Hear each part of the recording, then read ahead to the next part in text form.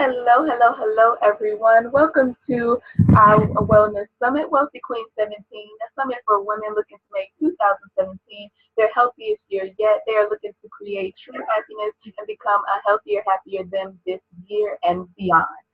So, if you are not familiar with me, I am Danny Taylor. I am a transformational wellness coach, author, and speaker. I'm the founder of DannyDTaylor.com, and I motivate and educate women in nutrition, fitness, and stress management techniques to live a healthier and happier life on purpose. And before we get started today, I want you to go ahead to your emails. I want you to go ahead and join the Facebook group. If you haven't gotten the email, just go ahead over to Facebook and join our group. It's for the Queen Women on Wellness. We are going to be having the conversation there. So I want you to be able to be actively involved in what we are talking about today with our guest speaker, Ms. Terryl Ebony. We are going to be using the hashtag Terryl, RRYL, and hashtag Wealthy Queen 17 to be able to share out those golden nuggets that she is going to be dropping today in our chat. So, without further delay, Ms. Terrell is a national speaker and life and business strategist. She speaks publicly as a keynote, guest speaker, host, panel member, and training facilitator. Her area of focus is self-empowerment, productivity, and business development. Terrell has co-authored the book Delayed But Not Denied, penning a chapter called When I Stopped Playing Double Dutch. This chapter inspires you to replace fear with faith and go for the things in life. Without further ado, Ms. Terrell, how are you doing today? I am great. Thank you so much for having me on, Danny. It is such a pleasure to be here with your audience today. Thank you so much again. Thank you so much for coming on today. And our first question that we have for you is, what do you consider emotional health and wellness to be? Emotional health and wellness, it is a very broad topic, but I do believe that it encompasses a lot of physical, emotional, and mental balance, right? A lot of people, we don't take care of our health. We don't take care of the things that we put in our bodies in terms of nutrients. We don't take care of the things that we put in our body in terms of the things that we hear, the things that we see, and how it affects us emotionally. And we don't necessarily take care of ourselves in the physical sense in terms of exercising the right way. So if you put all those things together, that's what really makes up, health and wellness. If we can find a balance of all of those things and not get too stressed out and overwhelmed by the day-to-day hustle and bustle, so to speak. Yeah. So what actionable steps would you suggest for someone who is dealing with emotional breakdown? The first thing that I normally do, just for me personally, I usually unplug, okay? And what I mean by unplug, I just usually take a step back. I don't go on social media. I may not watch TV. I do the things that make me as calm as possible. For me, that's singing, listening to, soft, sometimes spiritual music. I love my gospel. I do things that really keep me centered, that keep me calm, that keep me happy. I try not to do things that's going to cause me any additional fatigue, whether that's physically or mentally. So I don't talk on the phone because talking on the phone can be very, very stressful. I try to make sure that I have at least a day to myself every week that I can do the things that I want to do that's going to make sure that I unwind, that I can remain centered and not every day, even though I am very busy, I am an entrepreneur, I am a family person, I have children, and I do all these different things. I think that it's very important for you to have a day just for yourself to make sure that you remain centered and that you can unwind and do the things that just will keep you calm. That is very, very important, just to remain calm. That is awesome. That's an awesome tip there to make sure that you give yourself a day, make sure that you are able to recoup from the stress of that week and go into a new week with a better mindset, and you're able to handle those stresses that may be coming at you in that week. The next thing that I really want to ask is how can we support someone? Let's say they they are a friend to us or we're on the outside looking into their situation, how could we support them in their emotions, in their emotional breakdown?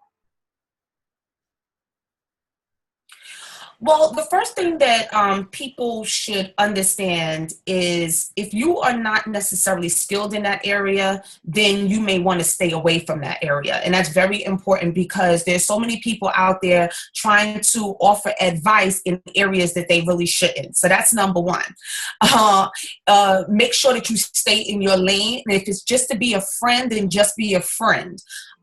Number two, know when to give that person some space. Know when to stop asking questions. If you see the person is getting getting more aggravated, more agitated, know when to just kind of stop pressing.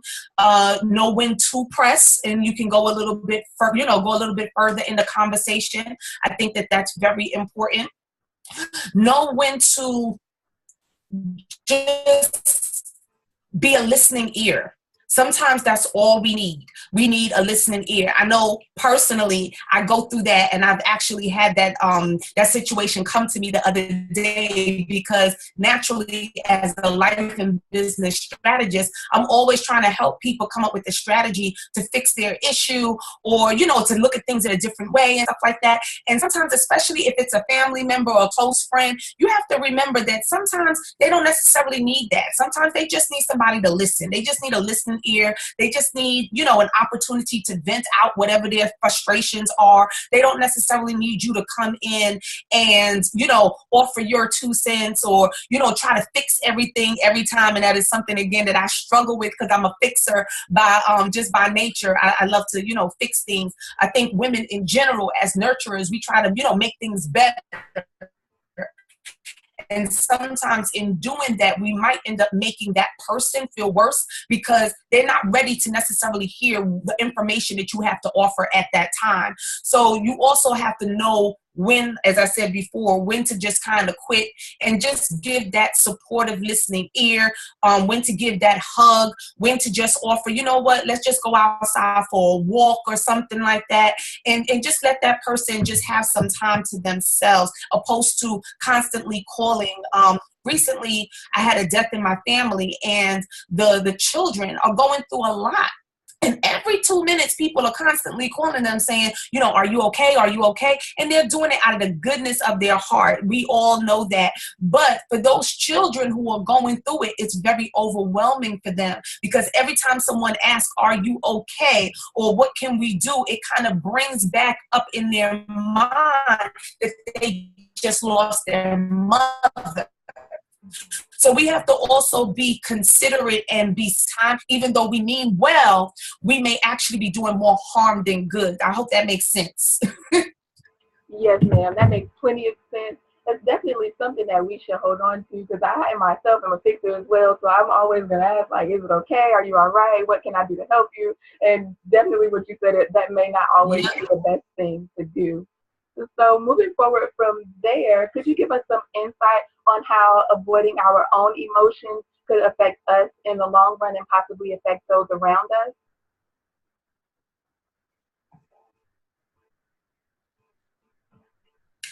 Oh my goodness, that's a loaded question. That is loaded. So we all know the effects of stress, but we also know that we can't get away from stress. And there is good stress and there's bad stress, but this stress is something nonetheless that we can't run away from. But it's how we deal with it that makes the difference, right? So if we choose to ignore it, I've seen it happen in so many different scenarios because people deal with stress differently. So you have those people who ignore the stress and they end up, either taking their frustrations and anger out on other people in the wrong way. They end up, just becoming angry. Some people turn to the bottle, become alcoholics. Some people turn to drugs. Some people turn to prostitution. I've seen it all. Some people bury their stress in their work, and that's also not good. When you see somebody just constantly working, they just say, "Oh, well, I'm just a workaholic." You're not a workaholic. You're masking something, and that's not good. Some people, bask in a way in cleaning their house, and they become, some OCD kind of person because that's the way that they handle, and that's the way they think that they're relieving stress. But all that is basically taking one stressful point and replacing it with something else. You're not necessarily solving the problem, and that's not good, because it can still lead into other things, right? There's people out there, you end up taking frustrations. I've seen people, their health deteriorates. Why? Because they're stressed out. You have those people who overeat or who undereat because they're stressed out. You have those people who will their body functions, they just can't even get up out of bed in the morning sometimes because the depression has taken over from them. So you don't want to get into these spaces of just dysfunction, because at that point you're being very counterproductive. You're just hiding and masking whatever issues. So if you find yourself in that situation, that's the time for you to really take a good look and say, I have a problem. I have a problem. And a lot of times we don't want to admit that we have a problem, but at that point in time, that you do have to seek additional help, because it's something that you may not be able to get out of on your own. And to seek help for it, to seek counseling, or to seek even a friendship or your pastor, just to talk to somebody about it, a neutral person that's that will be able to understand your situation. There's nothing wrong with that. I know a lot of times especially African American cultures, we have this theory of what goes on at home stays at home, and everything is under closed doors and stuff like that. But then you find that we're struggling with obesity and high blood pressure and all this stuff. Why? Because we're keeping it all in. We're not handling the situation the way that it should, and we have to figure out better mechanisms, better tools, better resources, so that we can have a healthy balance between what we do hold inside and we don't want to share with everybody else, opposed to how we can release some of those tensions in a more productive way. I hope that I'm not losing anybody there, but definitely if you are in a position where you are feeling stressed out, overwhelmed, overburdened, I tell you that is the opportunity. You can go exercise. You can go for a run. You can go for a jog. You could sing. Find something that you can do that's going to make, that's going to kind of level you out and give you a sense of peace, where you can actually have some thoughts in your head that can bring your situation to a productive close. That was just a whole lot of golden nuggets, all in just the answers to that question. As you said it was loaded, and that was a loaded answer. Ladies, if you are watching this, I definitely want you to be taking notes. You may need to go back and watch this again. She just said a lot. When it comes down to your health and wellness, it is just not physical. You definitely have to make sure that you are paying attention to your emotional well-being as well. And I know you just gave us a lot of golden nuggets there on actions that we could take to be able to move forward and create our own true happiness. But if you don't mind, just give us a quick little layout of a few steps that you would suggest for someone who is looking to create their true happiness and their true identity and be able to have a life of balance. For me, I said for me, it might be a little easier than others, because my first thing is be yourself. Be authentic to who you are. That alone will take off so much stress because it is stressful trying to be someone that you're not. It is stressful trying to, keep up this pretense all the time. So definitely be authentically you. I think that is the first step towards making sure that you are living a life of balance and a life that is stress-free. The other thing, do things that are going to make you happy. Again, that's going to make you happy. Follow your purpose-driven goals, the things that God has put on this earth for you to do, not someone else to do. So you can't follow, mommy's idea of, what profession you should take. You can't follow your boyfriend or your significant other. You can't follow their ideals on, what professions you should be or how, the type of family you should have. What are your ideas? What are the things things that you believe in. You have to map out for yourself your life plan. And when I say life plan, I mean map out spiritually what you want your life to look like. Map out financially, what does that look like? Personally, what does that look like? In your relationship with your kids, what does that look like? The relationship with your spouse, what does that look like? Relationship with coworkers, with friends, what does that look like for you? What does your education look like for you? In the long run, okay, it may not be perfect today, but in the long run, these are the things that you are aspiring to do, right? So what do all of these things look like? What are you doing to give back? You've been given so much. What are you doing to give back? Community work is very important. Get involved in something. It doesn't have to be anything grand. It doesn't have to be something that's going to take up so much of your time, but give back a little something, because that also makes you feel good and it makes you feel centered. People don't really understand that. They don't really recognize it because they don't do it. But when you start to give back, it really does something for your emotional well-being that you wouldn't even expect. So I would tell people, you have to map out your life plan. That is going to be significant. Map it out, make it plain, put it on paper. Some people do the vision boards, do whatever it's going to take so that you can continuously look at that life plan and say, what am I doing to get to those goals? What do I need to do to make sure, because this is what I'm saying is going to make me happy. This is what I'm saying I was purposed to do in life. And if you can figure out how to get to those things and get them done, then you should have no issues. Now, it's not going to be easy. Let's be realistic. Like I said, stress. But you know that the end result is worth it. You know that your desire in life is not to be with a mate that's going to be beating you, that you're going to be in some domestic violence situation. You know that your desire in life is not to be a drug addict. You know that your desire in life is not to become an alcoholic or to prostitution. You know what your desires are not. So why don't we start looking at what are your desires? Stop looking at the negative portion. I don't want to do this. I don't want to do that. Well, what do you want to do? And what is it going to take to make those things manifest? Because that's what's going to start relieving the stress. People don't seem to realize when they focus so much on the negative things that they take away, they're being counterproductive, and they take away from the ability to actually be productive and to actually take away some of that negative stress and make it positive. I look at what's going on with our president-elect, our new president, Donald Trump, and so many people are focusing on, so much negative things surrounding him and his family and his people. Realize that they're stressing themselves out, and this man not thinking about y'all. You are stressing yourself out talking about him and following him and tweeting about him and saying all these different things and doing all this stuff. He ain't thinking about you. You are causing yourself some unnecessary stress. However, if you are upset about something that's going on in the government, then what are you doing to make it better?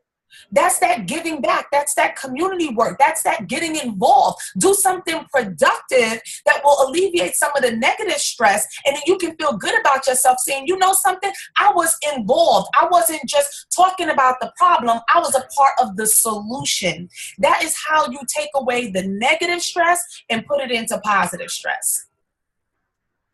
Thank you so much for all of those golden nuggets. Ladies, if you are listening, I want you to go over to the group and share those golden nuggets using hashtag Terryl and hashtag WealthyQueen17. She just gave us a bunch of information. If you don't take anything else away from what she said, I want you to take away that you have to do something. You have to be in action. You can't just sit around and let life happen to you, because life will pass you by and you will be upset on the back end of that thing talking about, well, now what happened? Where was I? You were sitting there doing nothing. So you're going to have to get up. You're going to have to take action. You're going to have to be involved in your life and creating your true happiness and true balance. Ms. Terryl, I thank you so much for coming on and sharing this information with us. Is there anything you wanted to share with the ladies? You are welcome, and I thank you again, Danny, for having me on. I so appreciate it. It's always a joy to share what I love and do what I love to the audience and to all of my clients.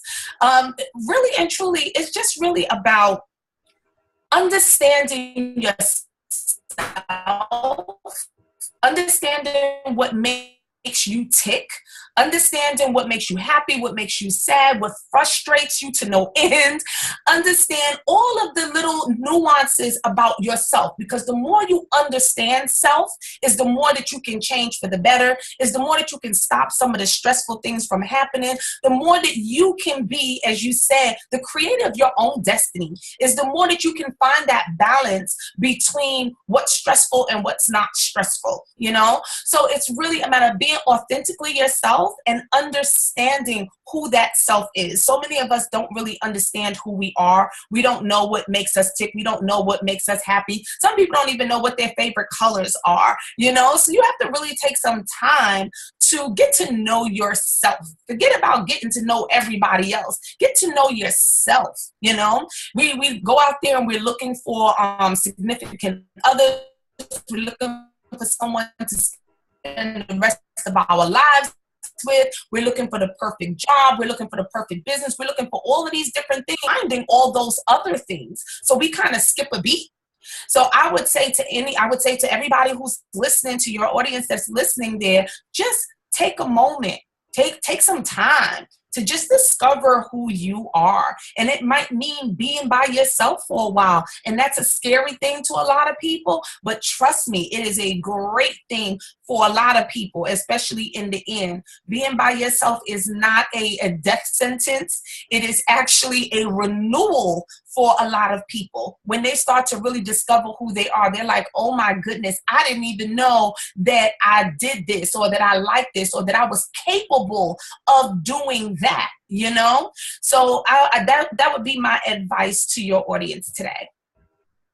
All right, Ms. Terryl, thank you again so much for coming on and sharing all of your lovely gold nuggets. Ladies, I want you to watch this video as many times as you need to for you to be able to be inspired to take action to create your life. Create the happiness that you want. Create the things that you want. Like Ms. Terryl just said, do not focus on the negativity. Don't focus on the things that you don't want, because those are the things that are going to manifest in your life. Focus on the things that you do want to happen. Create your life, plan it out, as Ms. Terrell just said, map out your life plan, get in action, be intentional. Do whatever it is that you need to do to create your happiness on purpose. Thank you again so much for coming on. Ladies, all of you watching, I want you to come back and join us tomorrow morning, bright and early. We're going to be on at 8 a.m. talking about self-love, self-care, and healthy relationships with Ms. Dorothy Whitfield. So thank you again, Ms. Terrell. Thank you so much. I appreciate you having me on. For those who would like help creating their life plan, please visit me at www.terrylebony.com. Feel free to ask for a free consultation on my website, and I will be more than happy to help you to create your life plan with you. Thank you so much for that offer, ladies. As you just heard, Ms. Terrell has opened herself up to help you out, to help you create your life plan. So go ahead over to her website, terrylebony.com. That's TerrylEbony.com. Go ahead over there. Hook up with her if you need to. Be intentional and be inspired. Thank you so much for coming on. Y'all have an amazing Tuesday. Be sure to be in action today. Do something today that's going to put you where you need to be for tomorrow. Thank you again, and we will see you tomorrow morning at 8 a.m. Eastern Standard Time.